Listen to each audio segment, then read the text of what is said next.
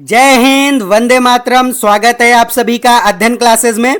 दोस्तों, आज के इस वीडियो में हम लोग उत्तर प्रदेश की आर्द्रभूमि स्थल डिस्कस करने वाले हैं। दोस्तों, अगर बात करें आर्द्रभूमि स्थल की तो इससे आपके एग्जामिनेशन में 1 से 2 प्रश्न आ जाते हैं। और दोस्तों, ऐसे प्रश्न आते हैं कि आर्द्रभूमि दिवस कब मनाया जाता है, या आर्द्रभूमि स्थल जो समझौता था वो कहाँ पे किया गया था। तो ऐसे क्वेश्चन आपके एग्जामिनेशन में बन जाते हैं। तो उन्हीं क्वेश्चनों को आज की स्लाइड में हम लोग कवर करने वाले हैं।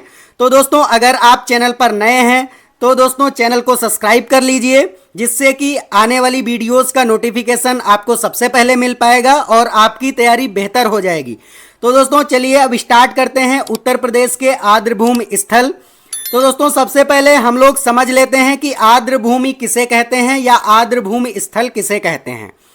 दोस्तों, आपको याद रखना है कि आर्द्रभूमि जो स्थल होता है वो ऐसा भूभाग होता है परितंत्र का जहां पर एक वर्ष में वो मौसम में पूरा जल से डूब जाता है और उसी हिस्से को हम लोग आर्द्रभूमि स्थल घोषित कर देते हैं और इसी को हम आर्द्रभूमि स्थल कहते हैं। तो दोस्तों, आपको ये क्लियर हो गया होगा कि आर्द्रभूमि किसे कहते हैं या आर्द्रभूमि स्थल किसे कहते हैं। ऐसा कोई भी भाग जो पानी से जलमग्न हो जाता है उसी को हम लोग आर्द्रभूमि स्थल कहते हैं। अब दोस्तों देखते हैं कि आर्द्रभूमि समझौता कहाँ हुआ था। तो दोस्तों, ये 2 फरवरी 1971 में ईरान में हुआ था। ईरान में दोस्तों एक जगह है रामसर जगह, वहां पर यह समझौता हुआ था। तो दोस्तों इसलिए इसको रामसर समझौता के नाम से भी जानते हैं। तो आपको याद रखना है, रामसर समझौता या आर्द्रभूमि समझौता 2 फरवरी 1971 में ईरान में रामसर जगह पे हुआ था। और दोस्तों इसीलिए हम 2 फरवरी को आर्द्रभूमि दिवस भी मनाते हैं। तो आपको याद रखना है कि आर्द्रभूमि दिवस 2 फरवरी को मनाया जाता है। आपको ये दोनों पॉइंट बहुत अच्छे से याद रखने हैं। अब दोस्तों हम लोग डिस्कस करते हैं कि विश्व में कुल आर्द्रभूमि स्थल कितने हैं। तो आपको याद रखना है कि 2465 आर्द्रभूमि स्थल हैं विश्व में।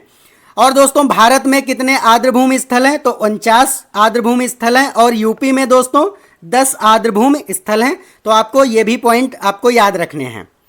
अब दोस्तों देखते हैं कि भारत का पहला आर्द्रभूमि स्थल कहाँ और कब ये किया गया था। तो दोस्तों भारत का पहला आर्द्रभूमि स्थल जो है वो चिल्का झील में है। और चिल्का झील में केवलादेव स्थान है, वहाँ पे 1981 में दोस्तों ये घोषित किया गया था। और दोस्तों जो केवलादेव जगह है वो राजस्थान में पड़ती है। तो आपको ये भी याद रखना है, कभी कभी क्वेश्चन पूछ लिया जाता है कि केवलादेव जो आर्द्रभूमि स्थल है वो किस स्टेट में पड़ता है। तो आपको याद रखना है कि राजस्थान में पड़ता है। तो यहाँ से आपका ये क्लियर हो गया होगा। अब दोस्तों हम उत्तर प्रदेश के जो 10 आर्द्रभूमि स्थल हैं उनके बारे में डिस्कस कर लेते हैं। तो दोस्तों मैंने 10 के 10 ये यूपी के आर्द्रभूमि स्थल इसमें कवर कर लिए हैं। तो दोस्तों अगर आपको ये सारी चीज़ें अच्छी लग रही हैं तो आप वीडियो को लाइक कर दीजिए और चैनल को सब्सक्राइब कर लीजिए। तो दोस्तों पहला जो यूपी का आर्द्रभूमि स्थल है उसका नाम है ऊपरी गंगा नदी, जो कि ब्रजघाट से नरौरा तक ये आता है। और 2005 में इसको घोषित किया गया था आर्द्रभूमि स्थल। तो आपको याद रखना है कि पहला जो यूपी का आर्द्रभूमि स्थल था वो ऊपरी गंगा नदी आर्द्रभूमि स्थल है, जो कि ब्रजघाट से नरौरा तक जाता है और ये 2005 में घोषित किया गया था। दोस्तों दूसरा है नवाबगंज आर्द्रभूमि स्थल, जो कि उन्नाव जिले में पड़ता है और ये दोस्तों 2019 में घोषित किया गया था आर्द्रभूमि स्थल। दोस्तों तीसरा है सांडी आर्द्रभूमि स्थल, ये दोस्तों हरदोई जिले में पड़ता है और ये भी दोस्तों 2019 में ही आर्द्रभूमि स्थल घोषित किया गया था। दोस्तों अगला है चौथा आर्द्रभूमि स्थल यूपी का समसपुर आर्द्रभूमि स्थल, जो कि रायबरेली जिले में पड़ता है और ये भी दोस्तों 2019 में ही आर्द्रभूमि स्थल घोषित किया गया था। दोस्तों पांचवा है समन आर्द्रभूमि स्थल, जो कि मैनपुरी जिले में पड़ता है और ये भी दोस्तों आपको याद रखना है कि 2019 में ही इसको भी घोषित किया गया था। दोस्तों छठा यूपी का आर्द्रभूमि स्थल है पार्वती अर्गा आर्द्रभूमि स्थल, ये दोस्तों गोंडा जिले में पड़ता है और ये दोस्तों 2019 में ये भी आर्द्रभूमि स्थल घोषित किया गया था। तो आपको याद रखना है। और दोस्तों नेक्स्ट है सुर सरोवर आर्द्रभूमि स्थल, जो कि आगरा जिले में पड़ता है और ये भी दोस्तों 2019 में ही घोषित किया गया था। अब दोस्तों 8वां देख लेते हैं यूपी का आर्द्रभूमि स्थल, जो कि सरसई नावर झील है। ये भी दोस्तों आर्द्रभूमि स्थल है जो कि इटावा जिले में पड़ता है और 2019 में दोस्तों ये भी आर्द्रभूमि स्थल घोषित किया गया था। अब दोस्तों 9 नंबर है हैदरपुर आर्द्रभूमि स्थल, जो कि दोस्तों बिजनौर जिले में पड़ता है। ये भी दोस्तों 2021 में घोषित किया गया था, तो आपको याद रखना है।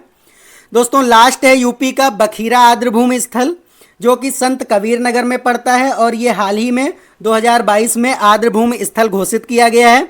तो दोस्तों आपको ये 10 पॉइंट याद रखने हैं। अगर आपको ये सारी चीज़ें अच्छी लगती हैं तो वीडियो को लाइक कर दीजिए और चैनल को सब्सक्राइब कर लीजिए।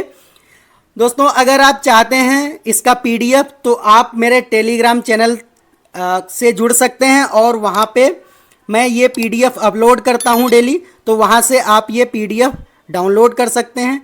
अब दोस्तों आज के लिए इतना ही। जय हिंद, जय भारत।